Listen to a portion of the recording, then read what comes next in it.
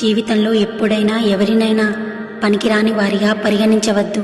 ఎందుకంటే చెడిపోయిన గడియారం కూడా రోజుకు 2 సార్లు సరైన సమయం సూచిస్తుంది. దేన్నైనా మన బలంతో సాధించాలి, అవతల వారి బలహీనతతో కాదు.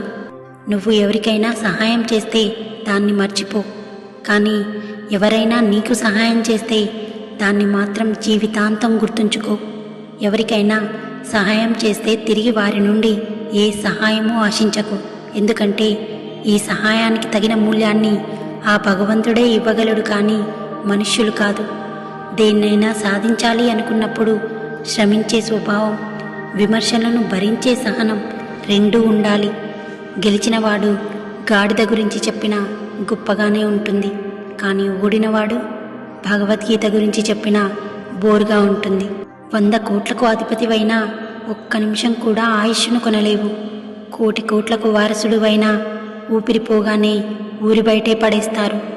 లక్షాధికారివైనా భిక్షగాడైనా శ్మశానంలో ఇద్దరూ సమానమే. 100 మంది డాక్టర్లు నీ వెంట ఉన్నా నీ పరలోక ప్రయాణం ఎవ్వరూ ఆపలేరు.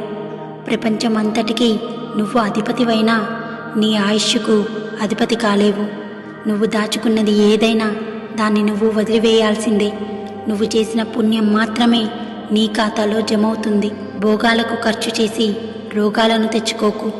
నువ్వు చేసిన పుణ్యమే నీ తలరాతను నిర్ణయిస్తుందని తెలుసుకో. ధనం చూసి వచ్చే బంధువులు, కీర్తి చూసి వచ్చే స్నేహితులు, అందం చూసి వచ్చే భాగస్వామి ఏదో ఒకరోజు నిన్ను ఒంటరిని చేస్తారు. డబ్బు నుంచి వచ్చే ప్రేమ దీపం లాంటిది, అది నూనె ఉన్నంతవరకే వెలుగుతుంది. మనసు నుంచి వచ్చే ప్రేమ సూర్యుడి లాంటిది, అది సృష్టిలో ఉన్నంత వరకు వెలుగుతూనే ఉంటుంది. తప్పు చేసిన వారికి ఒక్క అవకాశం ఇవ్వు, సరిదిద్దుకుంటారు. కానీ మోసం చేసిన వారికి ఎప్పటికీ అవకాశం ఇవ్వకు. జీవితంలో మర్చిపోలేని గాయాల్ని మిగులుస్తారు.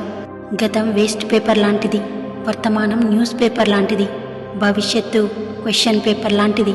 అందుకే జాగ్రత్తగా చదివి ఆన్సర్లు ఇవ్వు, లేదంటే జీవితం టిష్యూ పేపర్గా మారుతుంది. ఈ ప్రపంచంలోనే ద బెస్ట్ పేర్ నవ్వు మరియు ఏడుపు. ఆ రెండు ఎప్పుడూ ఒకేసారి రావు. ఒకవేళ ఆ రెండు ఒకేసారి వచ్చాయి అంటే అదే నీ జీవితంలో ద బెస్ట్ మూమెంట్. జీవితంలో వెలిగే లేదని చీకటిలో స్థిరపడిపోకు. చిరునవ్వు రాదని వేదనలోనే సర్దుకుపోకు. ప్రతి పనిలో కష్టం ఎదురవుతుందని వెనుకడుగు వేయకు. నీ ధైర్యంతో భయాన్ని దాటి ముందుకు వెళ్ళు. ఒకసారి మనసు కళ్ళకి చెప్పిందట, నువ్వు ఎక్కువగా ఏడవకు, నాకు బాధేస్తుంది అని. అప్పుడు కళ్ళు మనసుకు బదులిచ్చాయట,